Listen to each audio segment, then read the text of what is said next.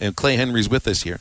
My first memory of Arkansas was attending the 87 Orange Bowl. Arkansas versus Oklahoma did not go well for the Razorbacks. You remember that, Clay. Yes. And I got an Orange Bowl program. I still have that program somewhere, either in my place in Fayetteville or at my parents' place in Pittsburgh. And that's one of the only early college football souvenirs that I have.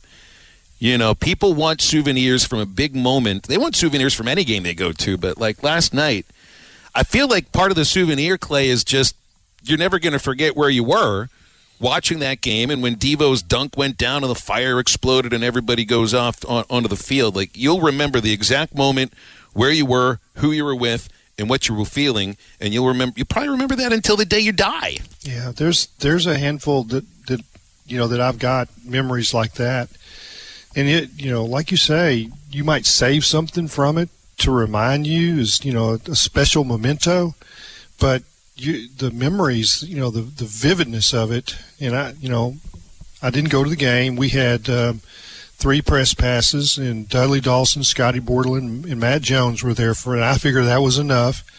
I would have loved to have gone to the game because the atmosphere I knew was going to be special. But it's also had great memories watching in my TV room with my wife. Jeremiah Gage from Loveland, Colorado was visiting, and my son-in-law, Christopher Bolden. And we yelled, we high-fived, and that was not the atmosphere I would have been in, as a sports writer or working media. Right. Mm. So this was watched in a completely different atmosphere. We had pizza, and we won't forget it. None of us will. And, we had two labs kind of working the room, trying to find a safe place that no one was going to yell, and they never found it because we yelled, and they would bark. So a lot of fun, right? It really was. It really was. And one of the things that I loved about yesterday, when it's unexpected, that has a certain meaning to it. And I'm not saying you went into yesterday expecting Arkansas would win, but you knew that they had a really good shot the way that they were playing. And as that game just played out, you're like, they may do it. They may do it. They may do it. And then they go and do it. Well, they play so hard, and it's and they doubled down on effort last night. You could feel it. And, they scrapped for everything. They, and I think that it was a terrific atmosphere by the fans. And let me just say, it was, 15 years ago when basketball was not strong at Arkansas. And, we all knew that it wasn't the right coaches and just didn't, the feel was gone. And, I would hear criticism of the fans. I said, no. I said, if Arkansas basketball is good, it will be the most incredible atmosphere. Bud Walton Arena does not lack for the right setup, the way it's configured.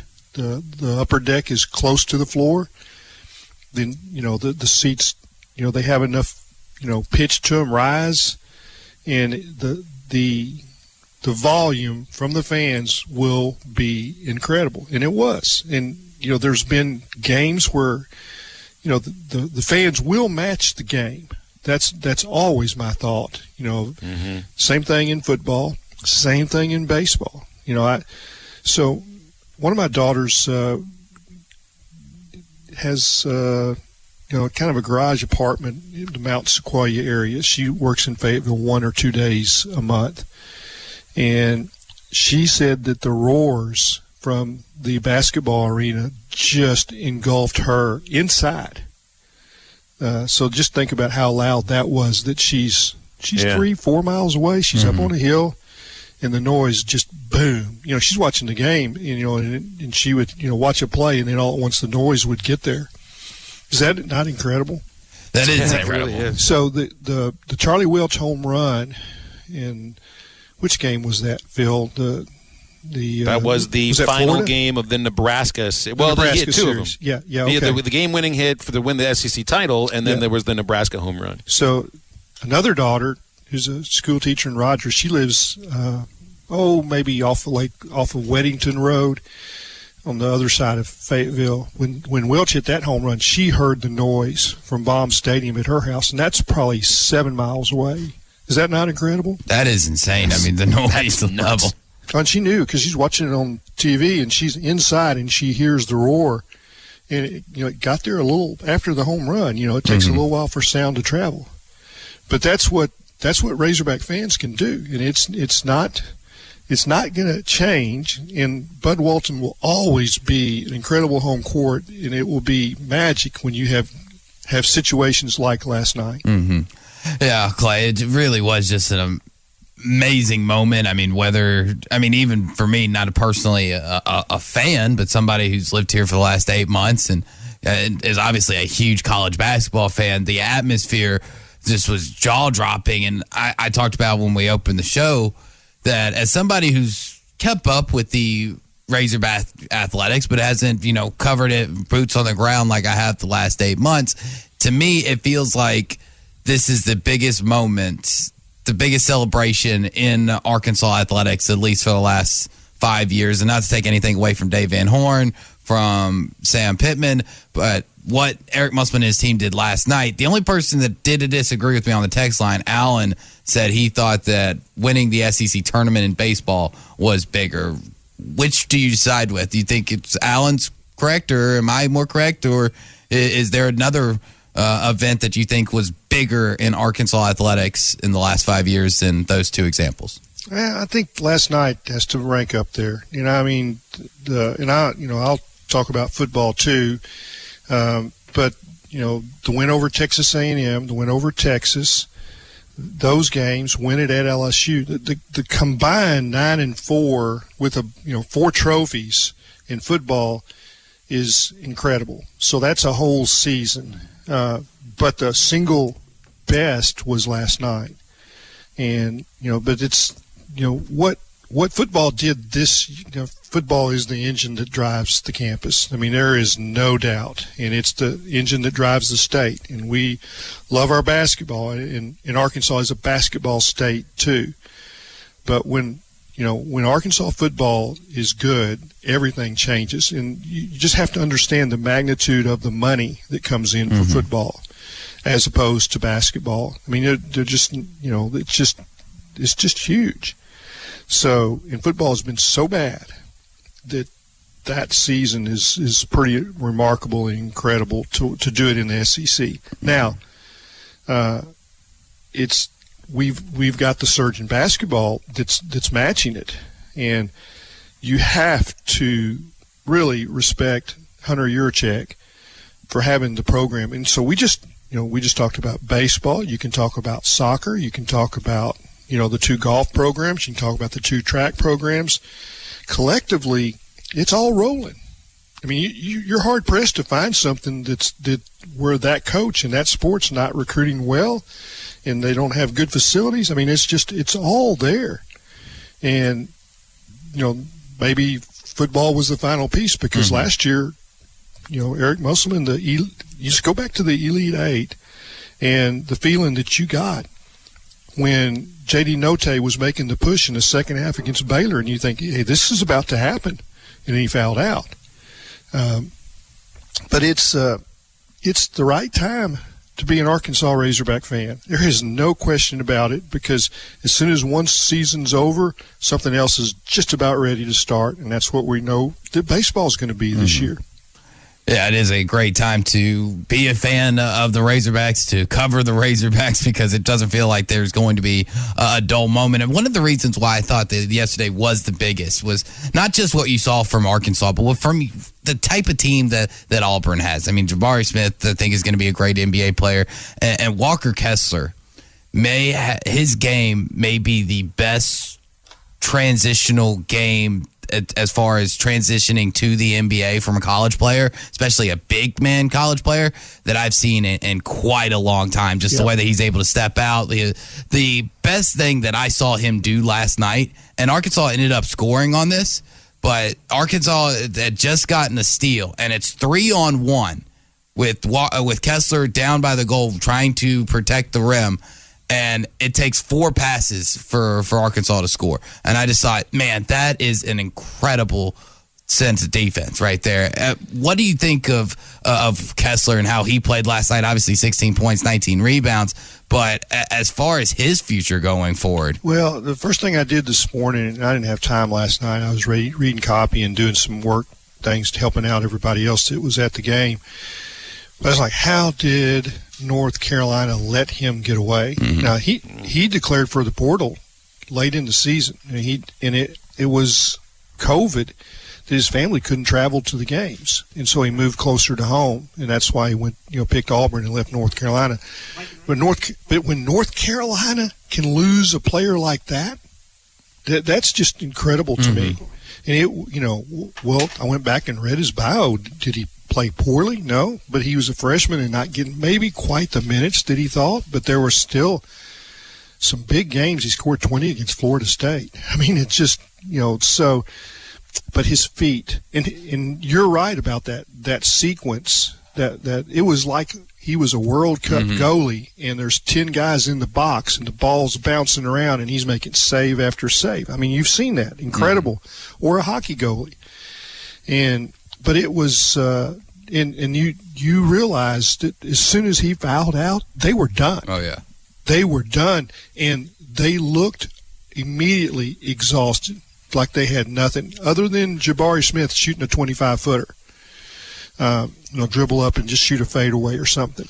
But it's just, it was an incredible game. You can pick and go back and watch any sequence and see the chess match that was going on between the two coaches, and both of them are terrific. Anybody that says Bruce Burrow can't coach is out to lunch.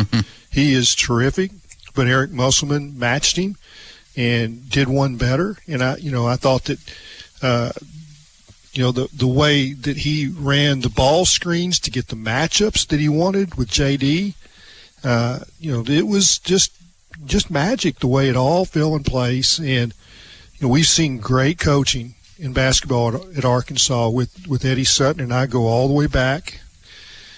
Watched his practices, watched a lot of Nolan's. I have not seen an Eric Musselman practice. That would be a dream to go watch him, because I hear they're incredible. Jimmy Counts is he's just gaga with what he sees with their the detail, and I heard Eric explain it on his radio show Monday night that some people question whether he could give that much detail to a college player, and he says then you see it on the court, know that it works. Yeah, and they coach. He's been saying from the start. I mean, they prepare them like they're professionals. I think even college players can appreciate something like that. And we've got a caller on hold here who wants to ask you a question, Clay. So let's take that, and then we'll hit the break. Mike has given us a call on halftime. Appreciate you, Mike. What's going on? Hey guys, how are you? What a great day, right? The whole thing. You got that right, Clay. I've got a question. And you may have answered this. I didn't catch the whole segment. Just basketball, because I don't want to go apples to oranges, but just in basketball, where does this game rank for you since you've been watching since Eddie was coaching here? Where's your ranking on this game? It's in the top, 3, 4, 5. It's the whole Final Four. In 94, 95, those games, and, there's 4 of them. There's 2 championship games, 2 semifinal games.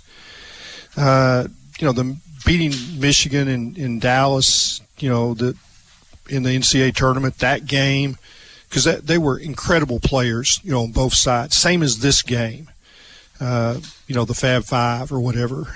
And, then you go the North Carolina game where they're, number 1 North Carolina, in that game was a lot of build up, but it was a non-conference game. 7,500 in Pine Bluff. That was an incredible atmosphere too. Don't ever mistake that that they didn't do it right in Pine Bluff for that game, because they did. I remember Larry Foley was the PA guy. He was working in Pine Bluff for KATV. Just a lot of things about that game were just perfect, and the amount of talent that was on that court. And we'll look back with these Auburn guys and see them play in the NBA. And I looked in the huddle one time and I was like, okay, Bruce Pearl's making $5 million, and he's the underpaid guy. in the huddle what these Jabari and Kessler they're going to make. All right, we'll step aside here for a break and more with Clay Henry in our next segment. Want to remind you about CJ's Butcher Boy Burgers, not just a great place for burgers, fries, and shakes, also a great place to work. And they're looking for team players at their Fayetteville and Russellville locations, both of them. You can go to butcherboyburger.com. There's a link at the page. It says careers. Just click it, take you right where you need to go. Or you can call either location. Maybe not right now because they're in the middle of making lunch for everybody. Fayetteville's 479-249-9989. Russellville 479-968-2300.